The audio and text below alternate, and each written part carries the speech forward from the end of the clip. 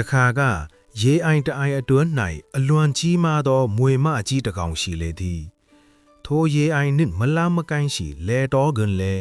လဲရလုပ်ငန်းဖြင့်အသက်မွေးဝမ်းကြောင်းသောလဲသမားဇနီးမောင်နှံနှစ်ဦးရှိလေသည်တနေ့၌မွေမအကြီးသည်ဥများဥပြီးနောက်အစာရှာရန်ထွက်ခွာသွားခဲ့လေသည်မွေမကြီးထွက်ခွာသွားပြီးနောက်တောမီများတောက်လောင်လာရာရေခမ်းကြီးနားသို့တိုင်ရောက်ရှိလာသည်လဲသမားသည်သူ့လဲကွင်းဘက်ရောက်မိဆိုသဖြင့်ငိမ့်သက်ရန်ရေခမ်းကြီးဘက်ထွက်လာရာ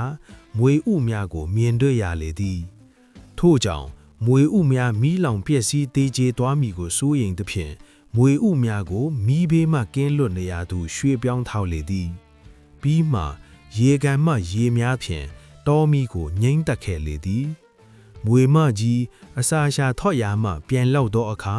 မိမိ၏မွေဥများမှသူထားခဲ့သောနေရာ၌မရှိတော့ဘဲနေရာပြောင်းသွားသဖြင့်ဒေါသထွက်လေတော့သည်အနီး၌တွေ့ရသောလဲသမားကိုမေးရာလဲသမားကြီးကတောမီလောင်သည့်အတွက်မွေဥများကိုရွှေ့ပြောင်းပေးရကြောင်းရှင်းပြတော့လဲမွေမကြီးကလက်မခံကြဒေါသကြီးစွာဖြင့်လဲသမားကြီးကိုပေါက်တက်မိပြုသည်ထိုအခါလဲသမားက9ရက်ဆိုင်းငံ့ရန်ပြောလေသည်မွေမကြီးကသဘောတူညီ၏လဲသမားသည်လဲရတဲ့သို့ပြန်သွားပြီးဇနီးတဲ့ကိုအကျိုးအကြောင်းပြောပြလေသည်ဇနီးတဲ့ကအမောင်မစိုးရင်လင့်ကျမ၏ဘိုးဘိုးအမွေပေးခဲ့သောမွေနိုင်သည့်ဆေးကျိန်လုံးရှိပါတယ်ဒီကျိန်လုံးကိုယူသွားပြီးမွေမကြီးရန်ကိုပြန်လဲနှိမ်နှင်းပါဟု၍ပြောလေ၏9ရက်ပြည့်သောနေ့၌လဲသမားသည်ကျိန်လုံးကိုခွဲ့ယူကာရေခမ်းစီသို့ပြန်သွား၏မွေမကြီးနှင့်တွေ့သောအခါအသင်မွေမကြီးကျွန်ုပ်အားပေါက်မတန်မီအသင်နေထိုင်ရာရေကန်မှရေကြီးတစ်ပေါက်တောက်ခွင့်ပေးပါဟုခွင့်တောင်း၏မွေမကြီးကလဲသမားရေတောက်ခွင့်ပြုလေသည်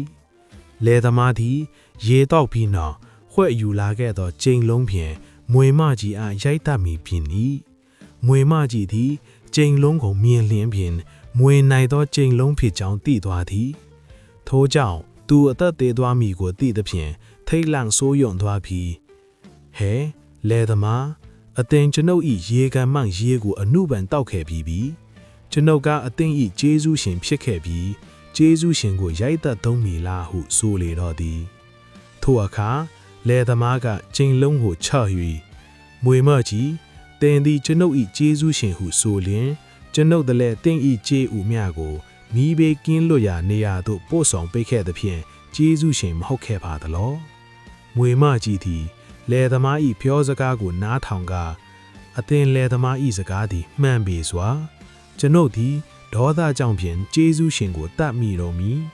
ကျေးဇူးရှင်အားကျေးဇူးဆက်ဝါတန်ဟုဆိုကာရေကန်ကြီးအတွင်း၌မြုပ်နှံထားသောရွှေအိုးကြီးတစ်လုံးနှင့်ပစ္စည်းများကိုလဲသမားကြီးအားပေးအပ်၍ကျေးဇူးဆက်လေတော်တည်း